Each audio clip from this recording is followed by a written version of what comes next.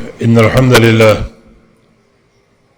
نحمده ونستعينه ونستغفره ونعوذ بالله من شرور أنفسنا ومن سيئات أعمالنا من يهده الله فلا مضل له ومن يضلل فلا هادي له وأشهد أن لا إله إلا الله وحده لا شريك له وأشهد أن محمدا عبده ورسوله يا أيها الذين آمنوا اتقوا الله حق تقاته ولا تموتن إلا وأنتم مسلمون يا أيها الناس اتقوا ربكم الذي خلقكم من نفس واحدة وخلق منها زوجها وبث منهما رجالا كثيرا ونساء واتقوا الله الذي تساءلون به والأرحام إن الله كان عليكم رقيبا يا أيها الذين آمنوا اتقوا الله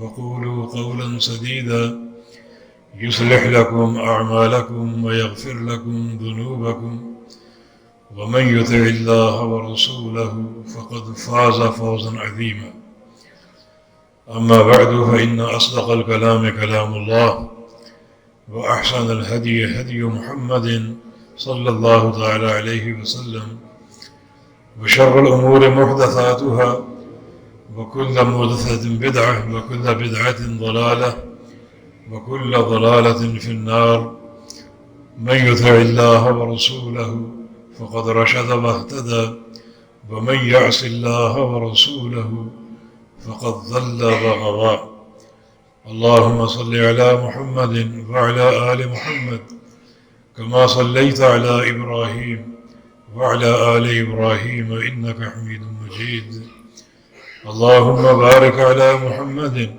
وعلى آل محمد كما باركت على إبراهيم وعلى آل إبراهيم إنك حميد مجيد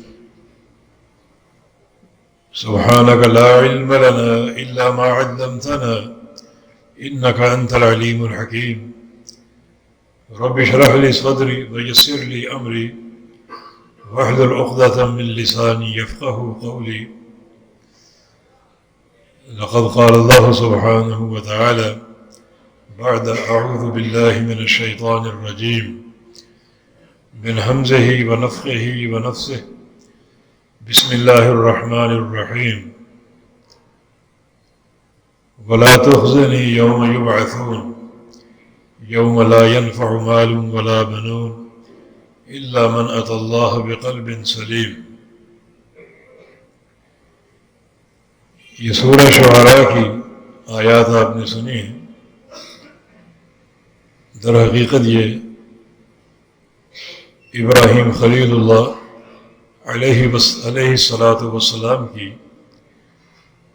دعاؤں کا ایک حصہ ہے. یہاں دعا یہ ہے وَلَا تُخْزِنِي يَوْمَ يُبْعَثُونَ کہ اللہ جب لوگوں کو جمع کیا جائے گا قیامت کے دن ایک ہی میدان میں تو اس موقع پر مجھے رسوا نہ کیجیے. اس دن کی ذلت سے اور رسوائی سے مجھے بچا لینا. یہ ایک دعا ابراہیم خلیل اللہ علیہ السلام کی. اس دعا سے یہ بات واضح ہوتی ہے کہ روز قیامت کی شدت اور ہولناکی کتنی زیادہ ہوگی، کیونکہ انبیاء کرام جن حقائق کو جانتے ہیں وہ حقائق ہم نہیں جانتے. خود نبی علیہ السلام کا فرمان ہے لو انکم تعلمون ما اعلم لضحکتم قلیلا ولبکیتم کثیرا وما ضاجعتم نساءکم علی فروشکم. آخرت کے بارے میں جو کچھ میں جانتا ہوں اگر تم جان لو تو تم بہت کم ہنسو اور بہت زیادہ رو. اپنے بستروں کو تم فراموش کر جاؤ،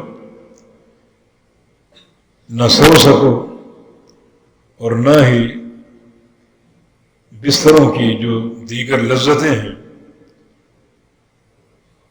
انہیں اپنا سکو۔ جن حقائق کا مجھے علم ہے اگر تمہیں علم ہو جائے تو تم مستقل رونے بیٹھ جاؤ، بلکہ لخرجت من الصعودات تجأرون الی اللہ، اپنے گھر چھوڑ دو، اپنی یہ بلڈنگ اور کوٹھیاں چھوڑ دو، اپنے بنگلوں سے بھاگ نکلو، جنگلات کا رخ کر لو اور وہاں جا کر مستقل رونے اور گڑ گڑانے بیٹھ جاؤ۔ تو ابراہیم خلیل اللہ علیہ السلام اللہ تعالیٰ سے استدعا کر رہے ہیں کہ وَلَا تُخْزِنِي يَوْمَ يُبْعَثُونَ، الہ العالمین جب سارے لوگوں کو جمع کیا جائے گا، وہ یوم الجزا ہے، یوم الحساب ہے، یوم الفصل ہے، وہ فیصلوں کا دن، ہر بندے کا فیصلہ پوری دنیا کے سامنے ہوگا۔ تو جب سارے لوگ جمع ہوں گے اور ہر بندے کے حساب کا مشاہدہ کریں گے تو اس دن مجھے ذلت اور رسوائی سے بچا لینا۔ تو اس دعا سے آخرت کی حقیقت واضح ہوتی ہے۔ ابراہیم خلیل اللہ علیہ السلام کے دل میں کس قدر آخرت کا خوف طاری ہے۔ اس مناسبت سے ہمارا تعلق بالآخرت کیسا ہونا چاہیے اور ہمارے دل کس قدر آخرت کے خوف سے لبریز ہونے چاہیے،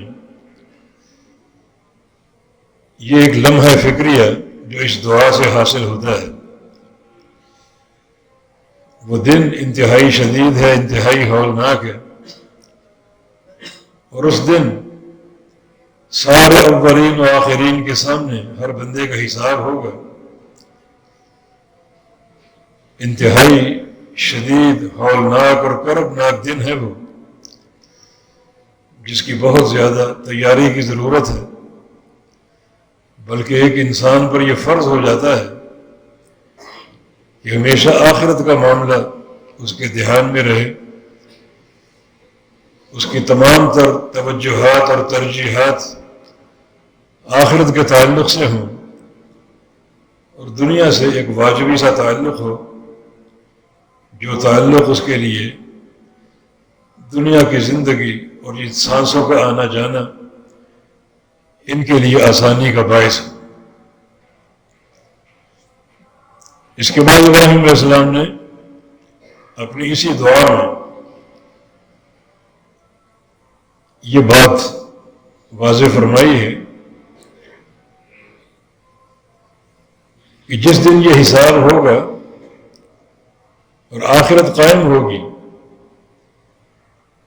تو فائدہ کن لوگوں کو حاصل ہوگا، نفع میں کون رہیں گے، اور کن کو ایک لامتناہی نقصان ہوگا جس نقصان کی تلافی کی کوئی صورت نہ ہوگی، کیونکہ آج دار العمل ہے اور کل دار الجزا ہے۔ آج جزا اور سزا نہیں ہے اور کل عمل نہیں ہوگا، وہ حساب و کتاب کا دن ہے۔ تو اس دن کون لوگ کامیاب ہوں گے اور ناکامی سے بچ سکیں گے؟ یوم لا ینفع مال ولا بنون، اس دن نہ تو مال نفع دے گا اور نہ ہی اولاد۔ حالانکہ ایک انسان کی جو پوری زندگی کی محنت کا محور ہے وہ دنیا کا مال ہے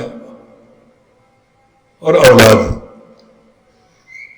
لیکن یہ دونوں چیزیں قیامت کے دن کسی کام نہ آئیں گی اور قطعاً کسی فائدے کا ذریعہ نہ ہوں گی۔ خود رسول اللہ صلی اللہ علیہ وسلم نے اپنی پیاری بیٹی فاطمہ رضی اللہ عنہ جن کے بارے میں فرمایا تھا کہ فاطمہ تو بضعۃ منی، کہ فاطمہ میرے دل کا ٹکڑا، فرمایا کہ اعملی، فاطمہ عمل کرنا، انقذی نفسک من النار، اور اس عمل کے ذریعے اپنے آپ کو جہنم سے بچانا۔ لا اغنی عنک شیئا، میں قیامت کے دن تمہارے کسی کام نہ آ سکوں گا اور کوئی کفایت نہ کر سکوں گا جب تک تمہارے پاس عمل اور عقیدہ کی بنیاد نہ ہوگی۔ یہ بنیاد ہوگی تو یقیناً فائدہ ہوگا، اور اگر یہ بنیاد نہ ہوگی تو میں کسی کام نہ آ سکوں گا۔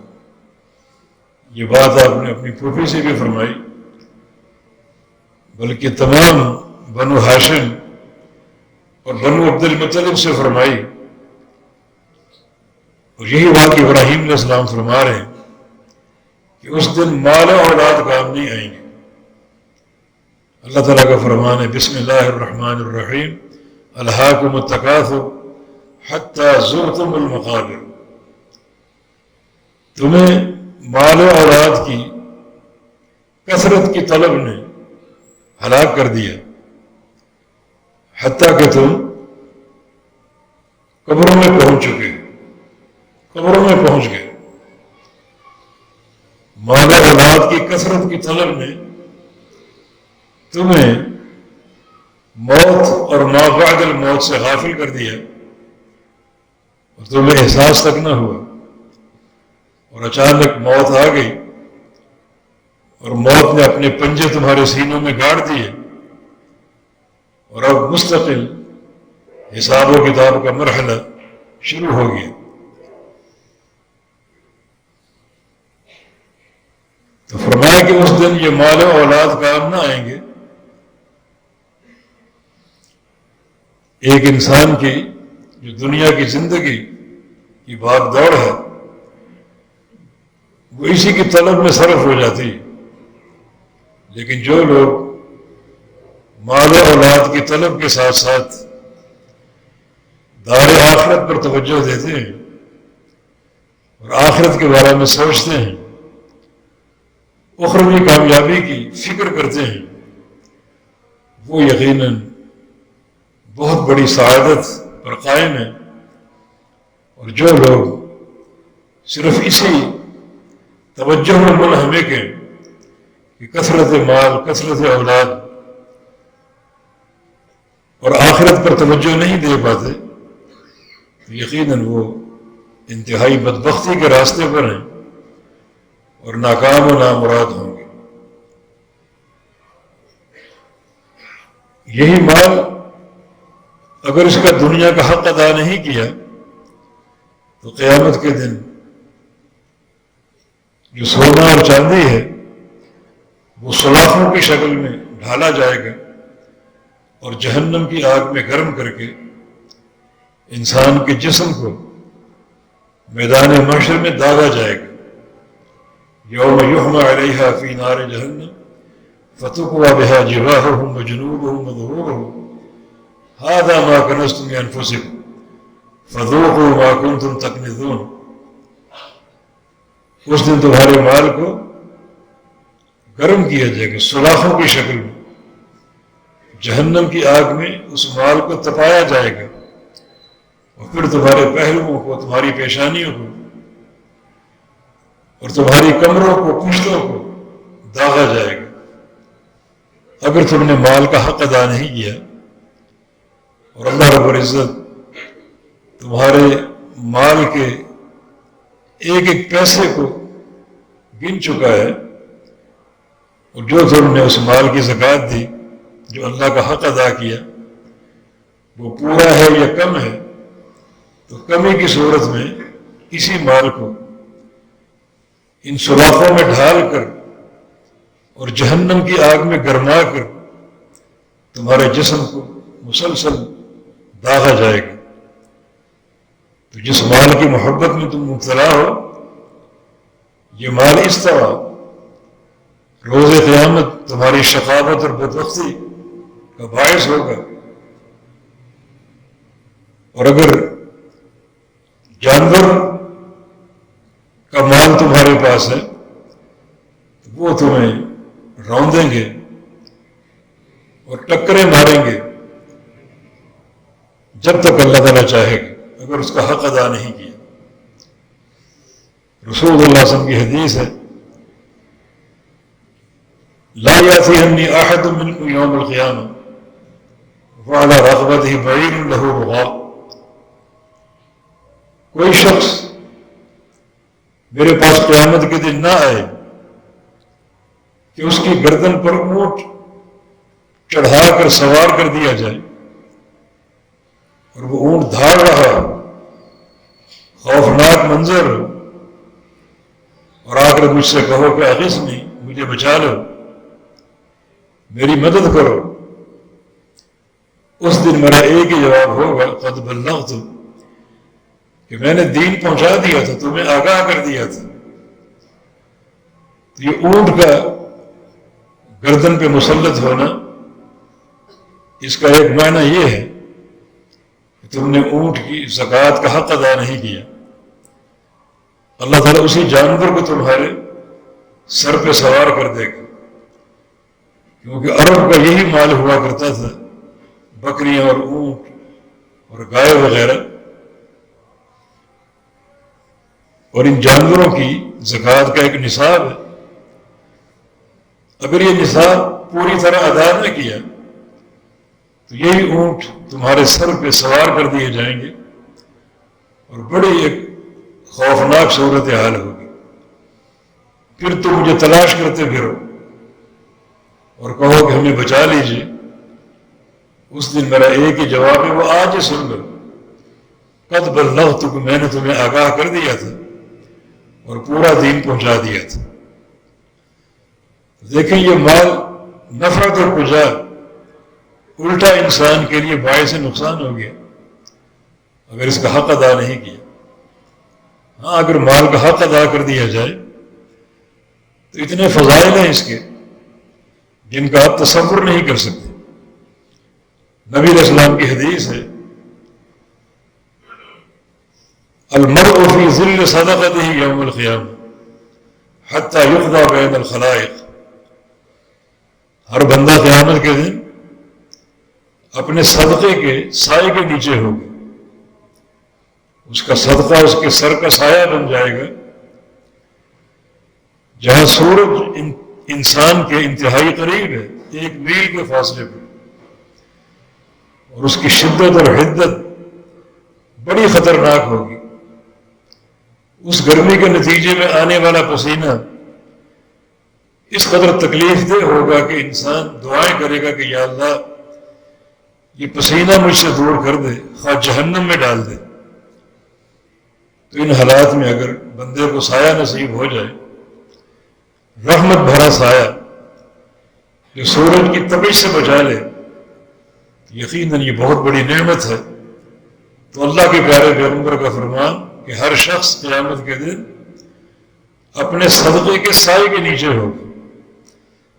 جتنا زیادہ صدقہ دو گے، صدقے کا شوق ہوگا، اللہ کی راہ میں خرچ کرنے کی محبت ہوگی، اللہ تعالیٰ کو ایک قرض دینے کی سوچ ہوگی، اللہ تعالیٰ اسی قدر یہ سایہ گہرا کر دے گا، اور وہ انسان قیامت کے دن کی تکلیفوں سے، پسینوں سے اور گرمی کی شدت سے محفوظ رہے گا۔ تو یہی مال ہلاکت بھی ہے، یہی مال نعمت بھی ہے۔ اگر خرچ کرنے کا جذبہ ہو، سیدنا عثمان غنی رضی اللہ تعالیٰ عنہ، اللہ تعالیٰ نے مال کثیر عطا فرمایا تھا، اور ساتھ ساتھ اللہ کی راہ میں خرچ کرنے کا شوق بھی، صدقہ دیتے رہنے کی ایک لگن بھی عطا فرمائی تھی، اور اسی مال کی بنا پر اور مال کو خرچ کرنے کی بنا پر انہیں ان کی زندگی میں کئی دفعہ جنت کی بشارت ملی۔ کئی ایسے موقع آئے مسلمانوں کو مال کی حاجت تھی، اجتماعی حاجت، تو عثمان غنی آگے بڑھے اور اللہ کی راہ میں خرچ کیا، اور پیارے پیغمبر کا چہرہ خوشی سے تمتما اٹھا، اور آپ نے سیدنا عثمان کو جنت کی بشارت دی۔ اور یہ موقع کئی دفعہ ہے، بلکہ جب جیش العسرہ انہوں نے تیار کیا تھا، وہ لشکر جو بڑی تنگی میں روانہ ہوا، یہ تبوک کا سفر تھا، مال و زوال کی کمی تھی، اس وقت نبی علیہ السلام نے ایک مطلقاً ایک آواز دی تھی، من یجاہد جیش العسرہ، اس تنگی کے لشکر کو کون تیار کرے گا؟ تو عثمان غنی رضی اللہ عنہ نے سواریوں کی قطاریں کھڑی کر دی اور آپ کی جھولی میں سونے کے سکوں کے ڈھیر لگا دی۔ رسول اللہ صلی اللہ علیہ وسلم نے فرمایا تھا، ما ضر عثمان ما عمل بعد اليوم، عثمان آج کے بعد جو چاہے کرے، جو چاہے عمل کرتا رہے، عثمان کو کوئی نقصان نہیں ہوگا۔ آج کے اس عمل نے اس طرح ان کے لیے جنت کی راہیں کھول دی ہیں کہ ان کا جنت کا داخلہ یقینی ہے، تو آج کے بعد جو بھی عمل کرے عثمان کو نقصان نہیں ہوگا۔ یہ معنی نہیں ہے کہ ان کو گناہ کرنے کی چھوٹ دے دی گئی، بلکہ معنی یہ ہے کہ اللہ تعالیٰ نے عثمان کو اس طرح لے لیا ہے اور قبول کر لیا ہے کہ عثمان سے آج کے بعد کسی گناہ کی توقع ہی نہیں۔ اس طرح اللہ تعالیٰ نے ان کو ہدایت پر قائم فرما دیا، اس ایک نیکی کی برکت سے ان کی سابقہ زندگی بھی اعمال صالحہ سے مرقع تھی اور عبارت تھی، کیونکہ رسول اللہ صلی اللہ علیہ وسلم کی حدیث ہے، اصدق و حیاء عثمان، کہ حیا میں سب سے سچا انسان عثمان غنی۔ یہ حیا کس سے؟ اللہ تعالیٰ سے، اللہ تعالیٰ سے حیا۔ عثمان غنی وہ شخصیت ہے ہر وقت ان کے دل میں اللہ رب العزت کی حیا موجود اور قائم رہتی ہے۔ کسی گناہ کی دعوت سامنے آئے، یہ تصور ان کے سامنے اجاگر ہو جاتا ہے کہ اللہ تعالیٰ دیکھ رہا ہے، اور اس کی حیا کا تقاضا یہ ہے کہ یہ معصیت ٹھکرا دی جائے اور یہ گناہ چھوڑ دیا جائے۔ سچی حیا عثمان غنی میں تھی، تو ان کی تو پوری زندگی اسی حیا اور تقویٰ کی آئینہ دار تھی۔ لیکن جب جیش عسرہ تیار کیا انہوں نے، اشرفیوں کے ڈھیر لگا دیے، تو رسول اللہ صلی اللہ علیہ وسلم نے ارشاد فرمایا تھا کہ عثمان آج کے بعد جو بھی عمل کر لے اسے نقصان نہیں ہوگا۔ یہ گناہ کی اجازت نہیں ہے، بلکہ عثمان غنی کے لیے بشارت، استقامت کی بشارت، ہمیشہ تقویٰ کی راہ پر قائم رہنے کی بشارت کہ اللہ تعالیٰ نے آپ کو قبول کر لیا، اور اب آپ کی پوری زندگی اللہ تعالیٰ کی عطا کردہ نور کے ساتھ بسر ہوگی۔ آپ کے ہاتھوں میں اللہ کا نور ہوگا، ان ہاتھوں کا لین دین اللہ تعالیٰ کی رضا کے مطابق ہوگا۔ آپ کی آنکھوں میں اللہ کا نور ہوگا، ان آنکھوں سے جو کچھ آپ دیکھیں گے وہ اللہ تعالیٰ کی رضا کے مطابق ہوگا۔ آپ کی زبان پر اللہ کا نور ہوگا، اس زبان سے جو کچھ بولیں گے وہ اللہ تعالیٰ کی منشا اور مرضی کے مطابق ہوگا۔ آپ کے کانوں میں اللہ کا نور ہوگا، ان کانوں سے جو کچھ سنیں گے وہ اللہ تعالیٰ کی رضا کے مطابق ہوگا۔ پوری زندگی اسی نور پر قائم ہوگی۔ یہ نور ہدایت ہے، اللہ تعالیٰ کی طرف سے وہ توفیق ہے، وہ شرح صدر ہے جو اللہ تعالیٰ ان بندوں کو عطا فرماتا ہے جن بندوں کی ہدایت کا اللہ تعالیٰ پختہ فیصلہ فرماتا ہے۔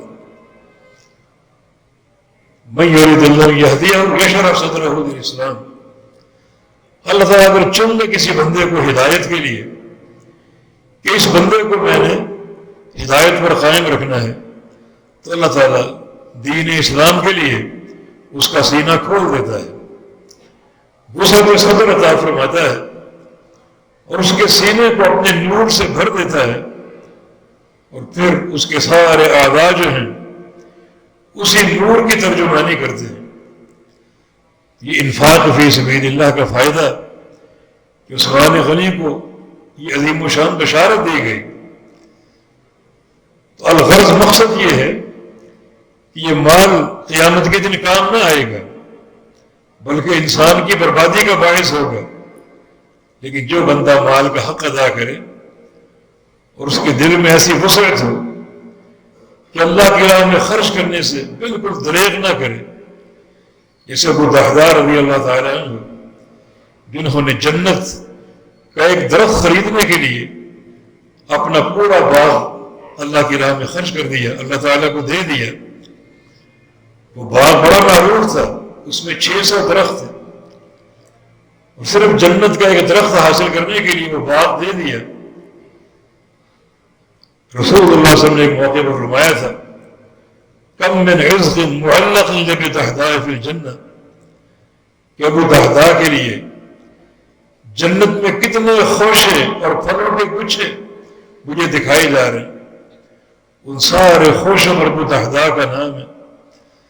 یہ سارے خوشے، یہ سارے درخت، یہ پھلوں سے لدے پھلے درخت ابو دحداء کے لیے ہیں۔ تو اللہ تعالیٰ دنیا ہی میں اس بندے کے انجام کو واضح کر دیتا ہے۔ یہ ایک پیغام بھی ہوتا ہے، اگر تم اسی مشن پر چلو جو ابو دحداء کا ہے تو یقیناً یہ بشارتیں تم بھی سمیٹ سکتے ہو، جنت کے وعدے تمہیں بھی حاصل ہو سکتے ہیں۔ تو قیامت کے دن مال کام نہ آئے گا، بلکہ اگر مال کا حق ادا نہ کیا تو یہ الٹا آپ کی تکلیف اور اذیت اور عذاب کا سبب بنے گا۔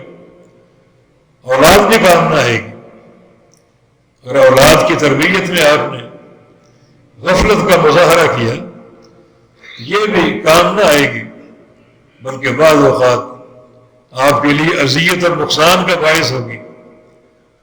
اور اگر اولاد کی تربیت پر توجہ دی تو یقیناً قیامت کے دن یہ تربیت آپ کے کام آئے گی۔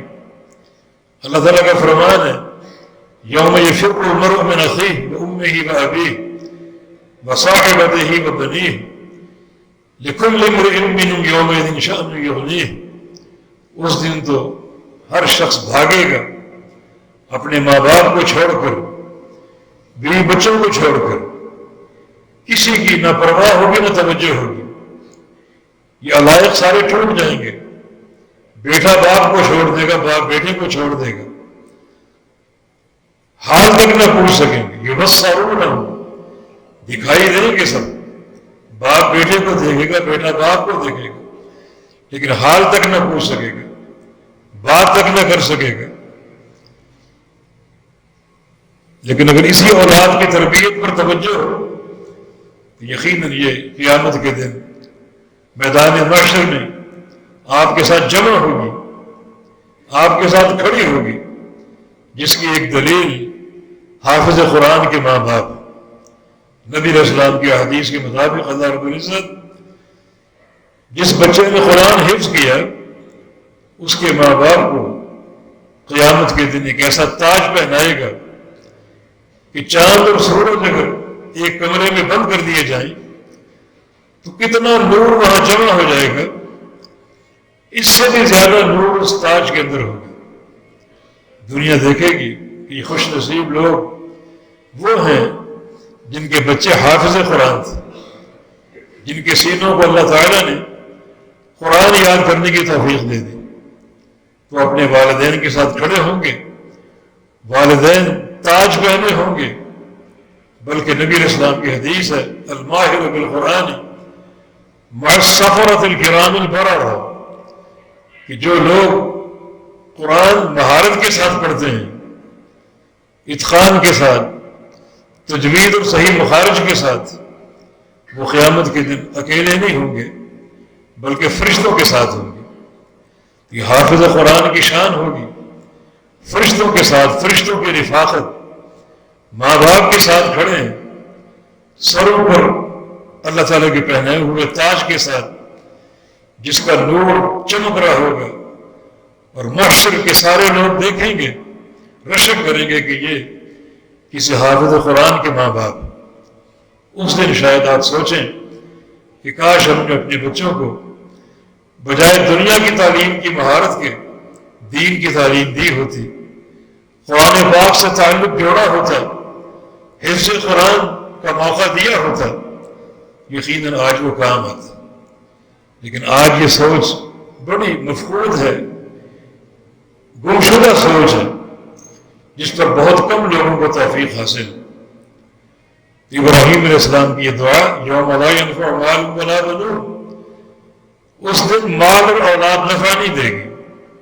ہاں اگر مال و اولاد کا حق ادا کیا جائے یقیناً کارآمد ہوگا، نفع دے گا.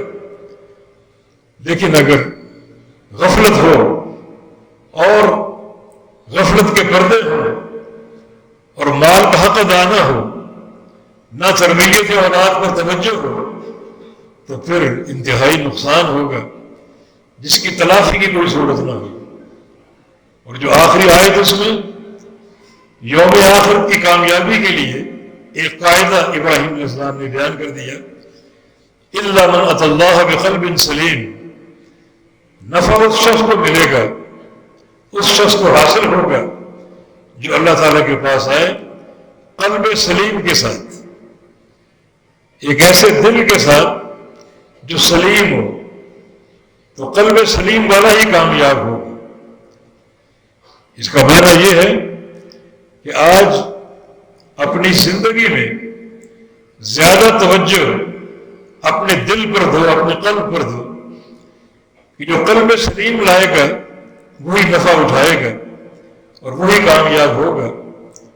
اور یقیناً اس کی آخرت جو ہے وہ نعمتوں میں گزرے گی، روز افزوں اس کی نعمتیں بڑھتی جائیں گی، اس کے چہرے پر نور بڑھتا جائے گا.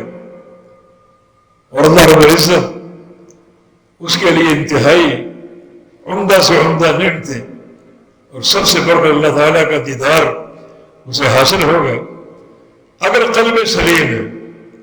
اور اگر قلب سلیم نہیں ہے تو یہ انتہائی نقصان دہ ہوگا. سب سے پہلے یہ قاعدہ ذہن میں رکھو کہ دل کے ایک ایک گوشے کو اللہ تعالیٰ جانتا ہے اور اس سے کوئی چیز پوشیدہ نہیں ہے. انسان کا دل کیا ہے، دل میں کیا سوچ ہے، کیا افکار ہیں، کیا عقائد ہیں اور کیا فکر ہے، اللہ تعالیٰ ایک ایک گوشے سے آگاہ ہے، اس سے کوئی چیز پوشیدہ نہیں ہے. نبی علیہ السلام کی حدیث بھی ہے جو بار بار پیش کی جاتی ہے کہ ان اللہ لا ينظر الى صوركم ولا الى اموالكم ولا الى اجسامكم ولكن ينظر الى قلوبكم واعمالكم. اللہ رب العزت تمہاری شکل و صورت نہیں دیکھتا، نہ تمہارے جسم دیکھتا ہے، نہ تمہارا مال دیکھتا ہے، البتہ وہ تمہارے دلوں کو دیکھتا ہے اور دلوں کے بعد اعمال کو دیکھتا ہے. تو کامیابی قلب سلیم کے لیے ہے جس کا دل واقعی سلیم ہو. قلب سلیم کے لیے دو بنیادیں ہیں، قلب سلیم پیدا کرنے کے لیے اور قلب سلیم حاصل کرنے کے لیے. ایک بنیاد یہ ہے کہ اس دل کو پاک صاف کیا جائے ہر آلودگی سے، کفر کی آلودگی، شرک کی آلودگی، بدعت کی آلودگی، گناہوں کی آلودگی، معصیتیں، ان سے پاک صاف کرنا یہ ضروری ہے قلب سلیم کے لیے. بلکہ یہ پہلا مرحلہ ہے کہ ہمارا قلب سلیم ہو جائے کہ ہر قسم کی گندگی سے، نجاست اور غلاظت سے اس کو پاک صاف کیا جائے. یاد رکھو جس قدر گناہ بھیانک ہوگا اسی قدر دل کا زنگ اور دل کی سیاہی بڑھتی ہوئی نظر آئے گی. اور یہ زنگ اور سیاہی جو ہے بعض اوقات پورے دل کو ڈھانپ لیتی ہے اور وہ اللہ تعالیٰ کی مہر بن جاتی ہے. پھر اس دل میں کبھی نیکی اور ہدایت داخل نہیں ہو سکتی. وَاعْلَمُوا أَنَّ اللَّهَ يَحُولُ بَيْنَ الْمَرْءِ وَقَلْبِهِ. اچھی طرح جان لو کہ اللہ رب العزت انسان اور اس کے دل کے درمیان حائل ہو جاتا ہے. ایسا حائل ہوتا ہے کہ اس دل میں پھر نیکی کی توفیق داخل ہی نہیں ہونے دیتا. وہ انسان ایسا بدبخت ہو جاتا ہے، دنیا اس کو سمجھا سمجھا کے تھک جاتی ہے، مگر وہ نصیحت قبول نہیں کرتا۔ در حقیقت اللہ تعالیٰ کی مہر لگ چکی ہے، اللہ تعالیٰ نے اس کے دل کو زنگ آلود کر دیا، سیاہ کر دیا، اب وہ قبول حق کے لیے مستعد نہیں ہے۔ یہ انتہائی نقصان دہ حقیقت ہے اور افسوسناک صورت حال ہے۔ تو اللہ تعالیٰ حائل ہو جاتا، آڑ بن جاتا ہے۔ جب وہ آڑ بن جائے تو کوئی ایک ذرہ کے برابر نیکی بھی اس کے دل میں داخل نہیں کر پاتا، اور نہ اس کو ہدایت کی توفیق ملتی ہے۔ اللہ اس کے دل کو بند کر دیتا ہے، تو قلب سلیم نہ رہا۔ ضروری ہے کہ اس دل کو پاک صاف کرو، ان تمام سیاہیوں سے، کالکوں سے، ہر قسم کے زنگ سے۔ جب یہ پاک صاف ہوگا تب قلب سلیم بنے گا۔ یہ قلب سلیم کی ایک بنیاد ہے۔ نبی علیہ السلام کی حدیث ہے، اذا اذنب ابن آدم نکت فی قلبہ نکتۃ سوداء۔ انسان جب گناہ کرتا ہے تو اس کے دل میں ایک سیاہ نشان لگا دیا جاتا ہے، اور میں نے عرض کیا کہ وہ گناہ معصیت کے بقدر، وہ سیاہ نقطہ جو ہے وہ گناہ کے بقدر۔ گناہ اگر بڑا بھاری اور ثقیل ہوگا تو نقطہ اسی قدر پھیلا ہوا اور گہرا ہوگا، جیسے کفر ہے، شرک ہے، بدعت ہے، یہ بڑے بھیانک گناہ ہیں۔ ان گناہوں کو مرتکب انسان کے دل میں بڑا گہرا سیاہ نشان پڑ جاتا ہے۔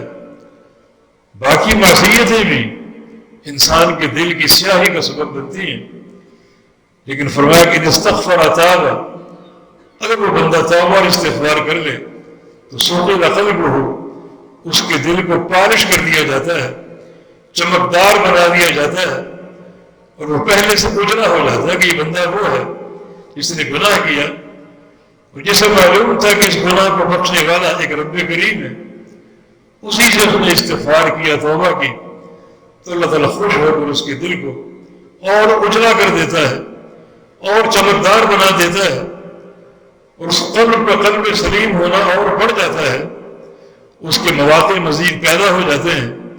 یہ قلب سلیم ہے، اجلا دل ہے، مصفا اور مجلہ دل ہے، چمکدار دل ہے۔ یہ گناہوں کی آلودگی سے پاک صاف کرنا یہ ضروری ہے۔ ساتھ ساتھ یاد رکھو، بہت سے ایسے گناہ ہیں جن کا تعلق انسان کے دل سے ہے۔ حسد ہے، تکبر ہے، بدگمانیاں ہیں، بخل ہے، ریاکاری ہے، بے شمار گناہ ہیں جو اندر سے اٹھتے ہیں اور دل کو سیاہ کر دیتے ہیں۔ تو ہر انسان اپنے آپ کو چیک کرے، محاسبہ کرے کہ اس کا قلب سلیم ہے یا نہیں۔ آپ کے دل میں کیا چھپا ہے وہ آپ ہی جانتے ہیں، دوسرا کوئی انسان نہیں جانتا۔ اخروی حساب کے لیے قلب کا قلب سلیم ہونا ضروری ہے۔ یہ سوچنے کا موقع آج ہے کہ اس دل میں حسد تو نہیں ہے، کسی کو بغض تو نہیں ہے، رنجش یا ناراضگی تو نہیں ہے بغیر وجہ کے، تکبر تو نہیں ہے، ریاکاری تو نہیں ہے، کسی بھائی کو نقصان پہنچانے کی نیت تو نہیں ہے۔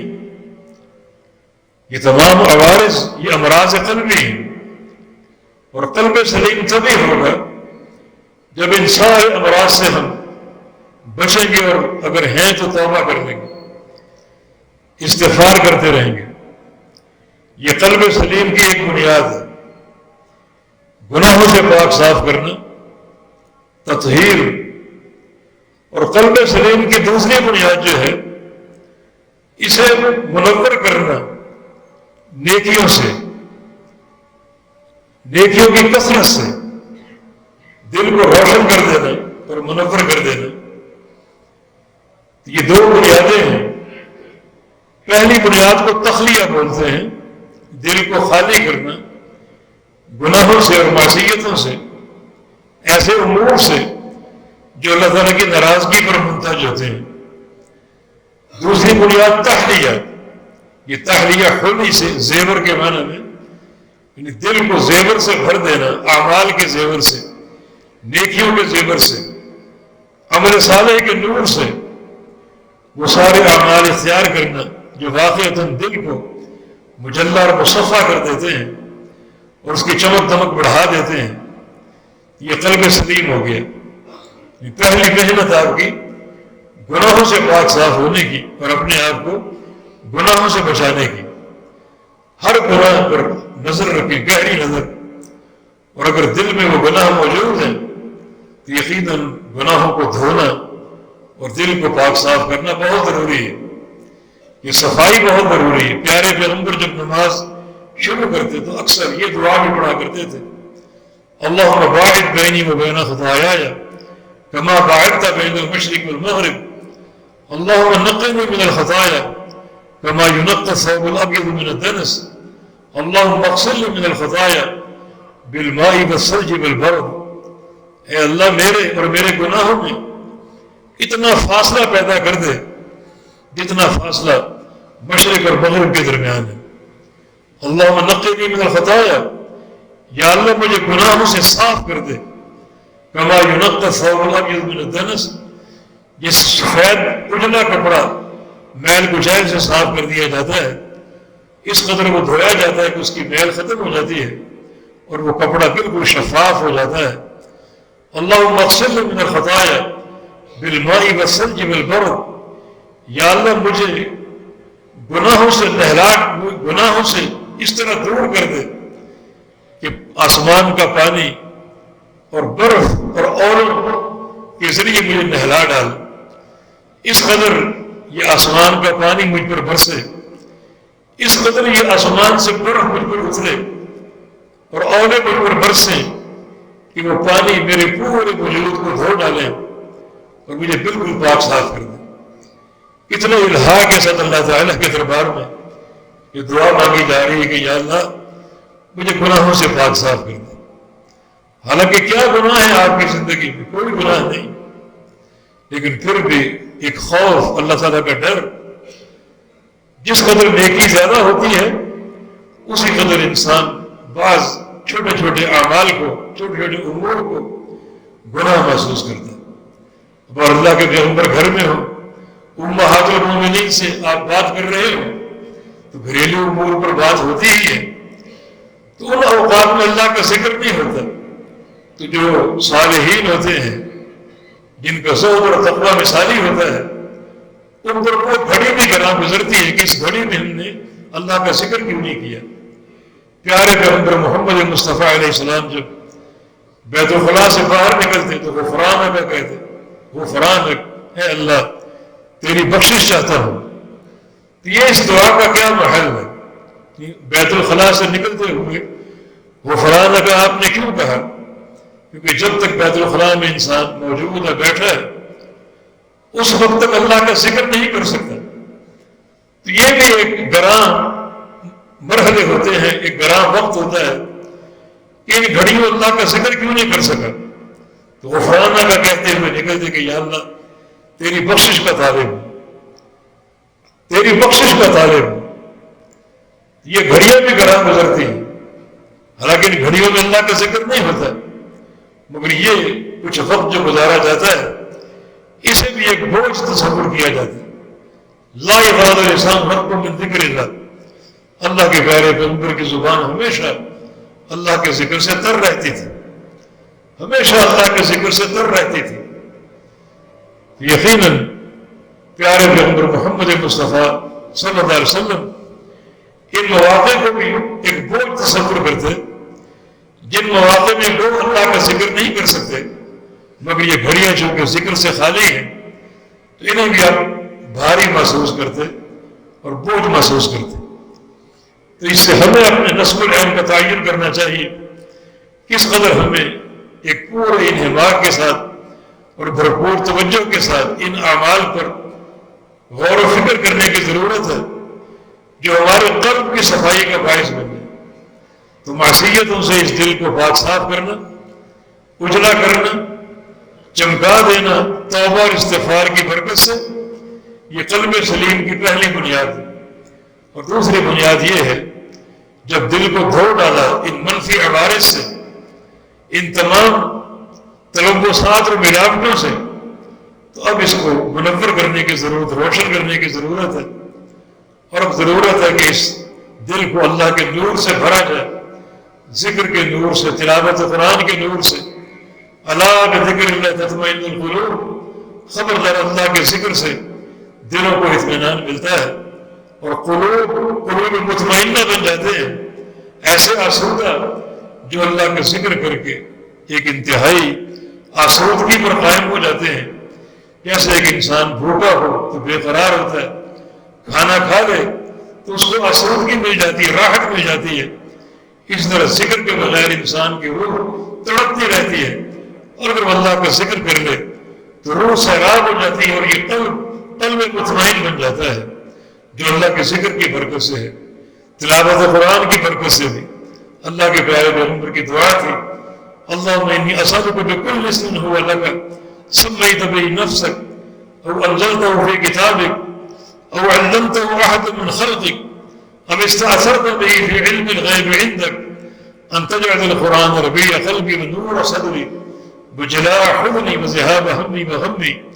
مسند احمد کی حدیث ہے کہ اے اللہ، میں تجھے تیرے سارے ناموں کا واسطہ دیتا ہوں، سارے ناموں کا واسطہ دے کر میری طلب کیا ہے، میری حاجت کیا ہے؟ دنیا کا مال نہیں ہے، دنیا کی تکبری نہیں ہے، یا کثرت مال و اولاد نہیں ہے، بلکہ میری حاجت یہ ہے کہ تو میرے اس قرآن کو میرے دل کے لیے موسم بہار کی بارش بنا دے۔ قرآن میرے دل پر اس طرح برسے جیسے زمین خشک ہوتی ہے اور موسم بہار کی بارش کی چند قطرے اس زمین کو شاداب کر دیتے ہیں، اور زمین ہریالی اور شادابی کا نمونہ پیش کرتی ہے۔ یہ کیفیت اس قرآن کے ذریعے میرے دل کو حاصل ہو جائے، اور میرے دل کی زمین قرآن کے نور سے لہلہا اٹھے، شاداب اور منور اور معطر ہو جائے۔ ونور صدری، اسی قرآن کو میرے سینے کا نور بنا دے، سینہ کھل جائے، ایسا نور پیدا ہو جائے کہ وہ نور اس سینے سے سارے اعضاء کی طرف منتقل ہو، کیونکہ یہ سینہ اور دل جو ہے انسان کا سب سے اشرف اور سب سے اعلیٰ عضو اور حصہ ہے۔ سارے جسم کے اعضاء کی قیادت انسان کے دل کے پاس ہے، اور سارے احکام دل کی طرف سے صادر ہوتے ہیں۔ اگر دل میں اللہ تعالیٰ کا نور ہوگا، اس کے علم کا نور ہوگا، اور تلاوت قرآن کا نور ہوگا، ذکر اللہ کا نور ہوگا، تو یہ نور سارے اعضاء کی طرف جائے گا، کانوں کی طرف، آنکھوں کی طرف، زبان کی طرف، ہاتھوں اور پاؤں کی طرف یہ نور جائے گا، اور پھر بندے کے سارے کام اسی نور کے ساتھ ہوں گے۔ اور اگر یہ دل نور سے خالی ہے، بلکہ اس دل میں تاریکی اور اندھیرا ہے، معصیتوں کی ظلمات ہیں، تو پھر سارے اعضاء میں یہی سیاہی منتقل ہوگی جو اللہ تعالیٰ کی نافرمانی ہوگی، اور ایسے بندے کا دل یقیناً قلب سلیم نہیں ہوگا۔ تو اللہ کے پیارے پیغمبر کی دعا، تو قرآن کو میرے دل کے لیے موسم بہار کی بارش بنا دے، اور قرآن کو میرے سینے کے لیے نور بنا دے، اور قرآن پاک کو میرے سارے دکھوں کا، پریشانیوں کا ازالہ اور مزالہ بنا دے۔ جو بھی دنیا کے دکھ درد ہیں، وہ مالی ہو، یا اس کا تعلق اولاد سے ہو، یا اس کا تعلق کسی بھی شعبہ ہے زندگی سے ہو، ان تمام دکھوں کے لیے، تمام دردوں کے لیے تو قرآن ہی کو میرے لیے شفا بنا دے، اور قرآن ہی کی برکت سے ان سارے امراض کا اور سارے دکھوں کا ازالہ ہو جائے۔ یعنی قرآن پاک ایک ایسی کتاب ہے جو دنیا اور آخرت کے سارے امور میں ایک بندے کے لیے خود کفیل بن سکتی ہے، اور ایک بندے کے لیے نجات کا ذریعہ بن سکتی ہے، دنیا کے لیے اور آخرت کے لیے بھی۔ تو الا من اتى اللہ بقلب سلیم، ہاں وہ بندہ جو اللہ کے پاس قلب سلیم کے ساتھ آئے اور قلب سلیم لے کر آئے، وہ کامیاب ہوگا۔ اور قلب سلیم دو بنیادوں سے پیدا ہوتا ہے۔ پہلی بنیاد تطہیر اور تحلیہ کی ہے کہ اس کو پاک اور صاف کرو، جیسے آپ کپڑے کو دھوتے ہیں، اب وہ اجلا ہو گیا، دھل گیا، چمکدار ہو گیا، اس کے بعد اس کی سجاوٹ اور تحلیہ کی ضرورت ہے کہ اس کو مرتب بھی کرتے ہو، استری بھی کرتے ہو، اور زیب تن کر کے خوشبو لگاتے ہو۔ تو یہ اعمال صالحہ ہیں جس سے دل کا ایک پورا علاج مکمل ہو جائے گا اور انسان کا قلب سلیم ہو جائے گا۔ ابراہیم علیہ السلام کی یہ دعا بہت زیادہ معانی کے حامل ہے اور بہت کچھ نصیحت کا اس میں پیغام ہے دنیا اور آخرت کے تعلق سے۔ یقیناً ہمیں یہ بات پلے سے باندھ لینی چاہیے، اخروی فلاح اور نجات جو ہے وہ قلب سلیم کو مرتب ہوگی، اور قلب سلیم کی دو بنیادیں آج پیدا کرنا ضروری ہے۔ پہلے اس کو دھونا ہے، پاک صاف کرنا ہے ان تمام گناہوں سے جو دل کو ڈھانپ کر اس کو سیاہ کرنے والی ہیں، اور پھر دھو ڈالنے کے بعد اس دل کو سجانا ہے، روشن کرنا ہے، اس کو زیور پہنانا ہے اعمال صالحہ کا، نیکیوں کا، تاکہ یہ دل مجلہ اور مصفہ ہو جائے، اور ان دو بنیادوں سے قلب سلیم حاصل ہوگا اور یہی اخروی نجات کا باعث ہوگا۔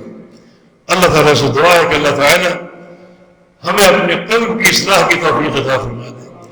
یا اللہ یہ قلب سلیم بن جائے، گناہوں سے پاک صاف ہو جائے، نیکیوں کا آئینہ دار بن جائے، اور اس قلب اور سینے پر تیرا نور چھا جائے، اور پھر سارے کام، سارے عمل اور دنیا کی ساری حرکات اسی نور کی برکت سے انجام پائیں۔ یہ ہدایت بھی ہے اور کامیابی کا ذخیرہ بھی ہے۔ اقول قولی ھذا واستغفر اللہ لی ولکم وآخر دعوانا ان الحمد للہ رب العالمین۔